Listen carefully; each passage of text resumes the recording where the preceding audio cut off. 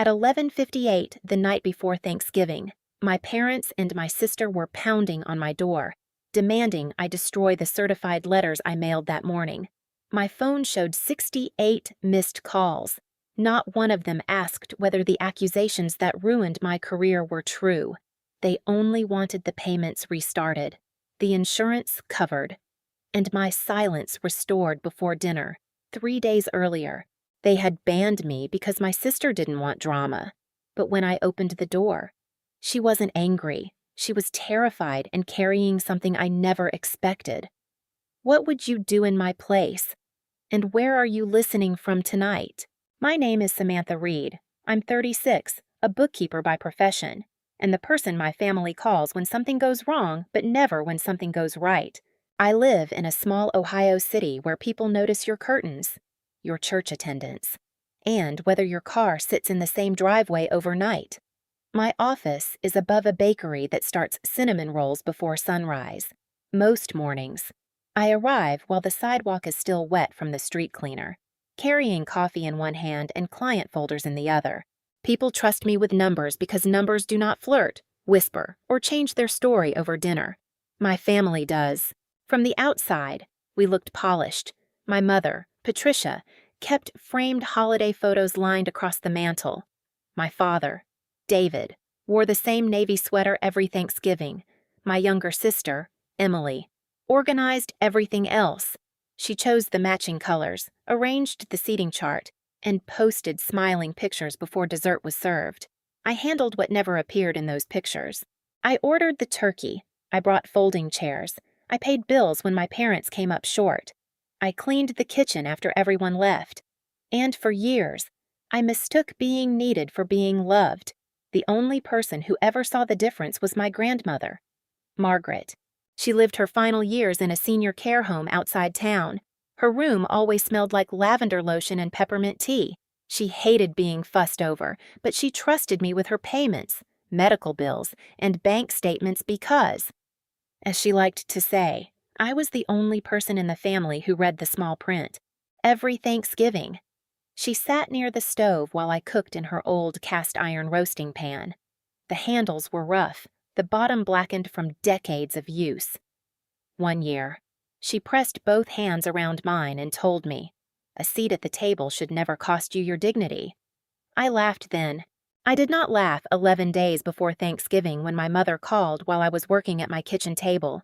Her voice was soft, practiced. "Emily doesn't want any drama at the table this year."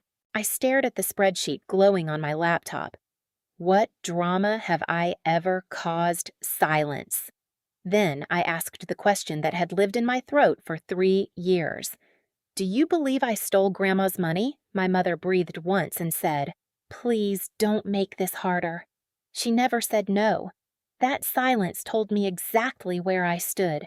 The first crack in our family had appeared 4 years earlier, when Dad collapsed in a grocery store parking lot and spent 11 days in the hospital. By the time he came home, my parents were behind on their mortgage and 2 notices away from losing the house. They never asked me directly. Mom just left unopened bills beside my plate at Sunday dinner. Dad talked about bad timing while staring at the table. I understood the assignment. I gave them $50,000 from my savings and a personal credit line. No interest. $400 a month. Both of them signed the agreement at my kitchen table. They paid for 13 months. A little over $5,000 came back. Then the payment stopped. No explanation. No apology. I kept paying nearly $2,000 a year for their homeowner's insurance anyway, because I told myself protecting the house meant protecting the family. That same winter, $9,000 disappeared from Grandma Margaret's account. I found it while matching her payments against her bills. Several checks had been written from her personal checkbook. None matched her care, medication, or living expenses. I reported everything immediately at the family meeting. I placed copies of the records on my parents' coffee table and asked for an independent review. Emily sat beside Mom, perfectly composed. Samantha handled all of Grandma's money. "Didn't she?" she asked. Her tone was soft, almost concerned.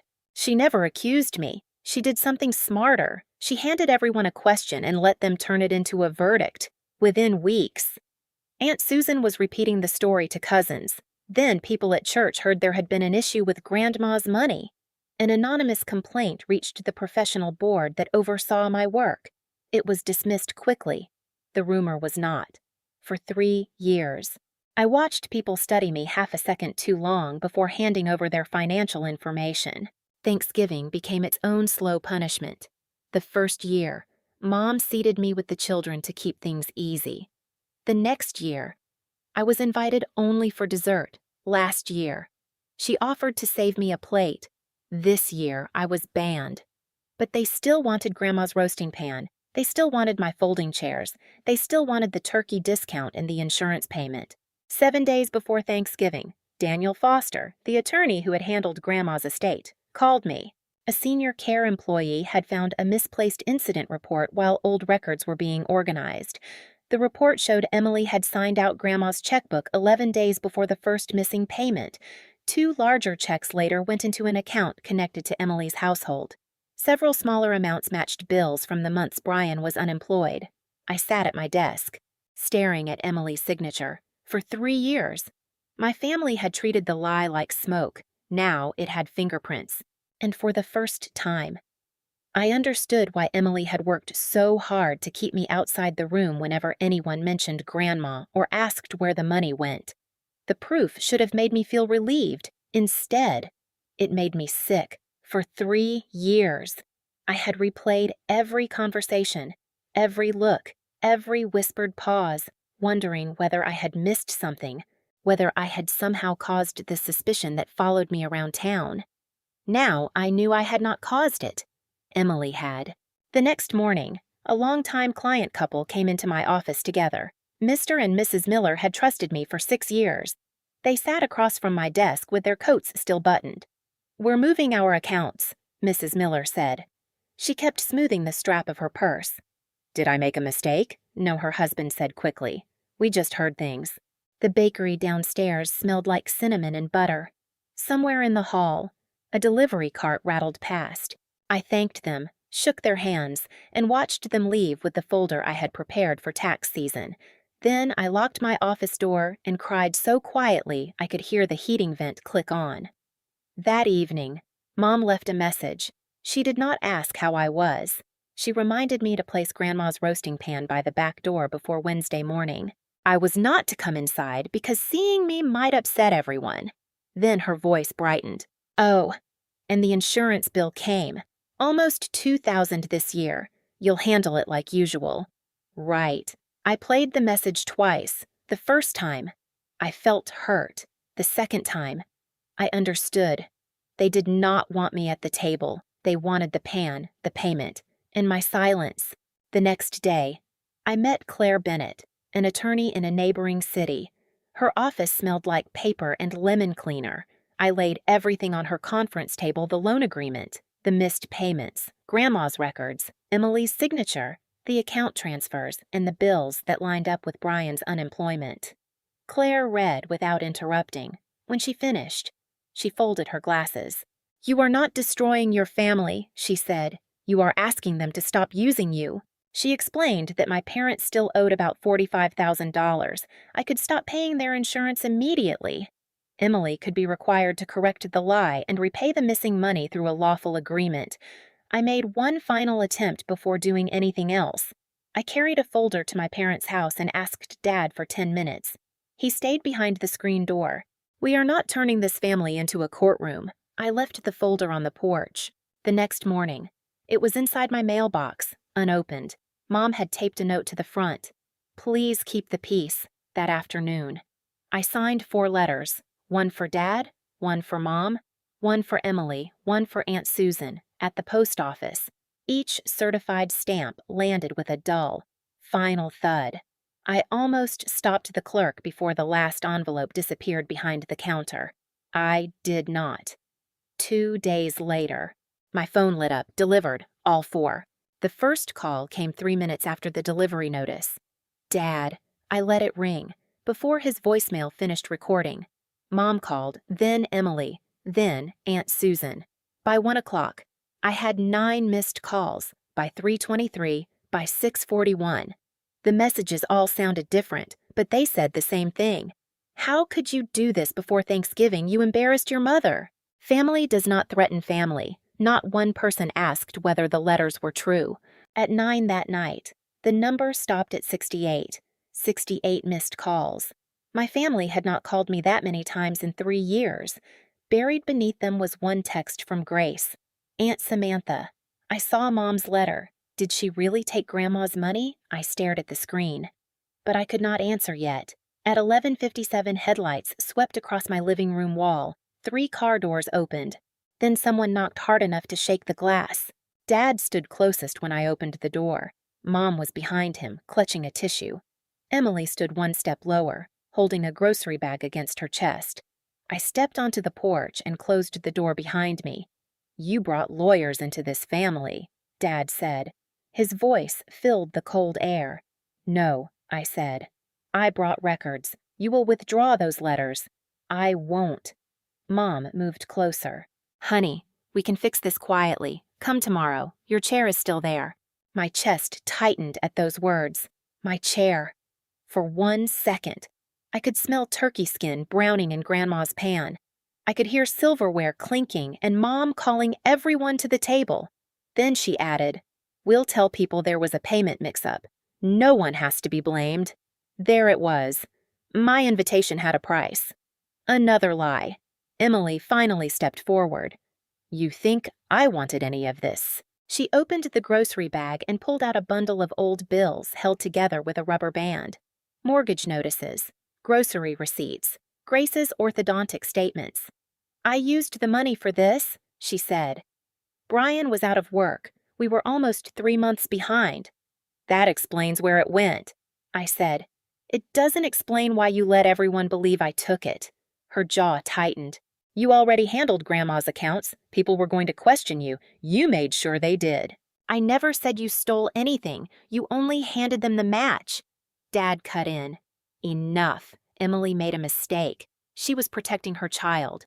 I understand being afraid of losing a house, I said. I used my own money to save yours. No one answered. I looked at Emily. You used Grandma's money. Then you used my name. Her face changed. The confidence disappeared first, then the anger. I thought I could repay it before anyone noticed, she whispered. Then Samantha found the missing checks. I panicked. Mom covered her mouth. Dad stared at the porch boards. Emily's voice cracked. I kept this family looking normal while everything was falling apart. The dinners, the photos, church, Grace's school, all of it. And I paid to keep it standing.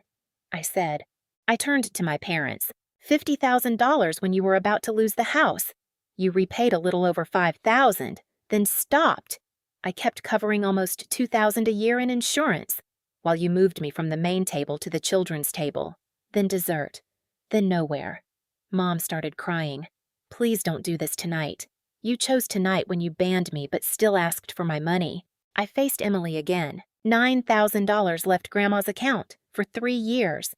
My clients, relatives, and neighbors wondered whether I stole it. That damage does not disappear because you were scared. What do you want? She asked. The truth. I laid out the terms. Mom and Dad would resume paying $400 a month. I would no longer cover their insurance. Emily would send a written correction to everyone who received the lie and repay the money through Claire's office on a schedule that would not threaten Grace's home. Aunt Susan would stop repeating the accusation. Dad shook his head. You would tear this family apart over money, no. The money only showed me where the cracks were. Mom reached for my hand. Come tomorrow. Tear up the letters. We'll start over. I pulled my hand back gently. You are not offering me my place. You are selling it back to me. The porch went silent. Emily looked down at the bills in her hands. Finally. She nodded. The correction goes out Monday. Dad turned away.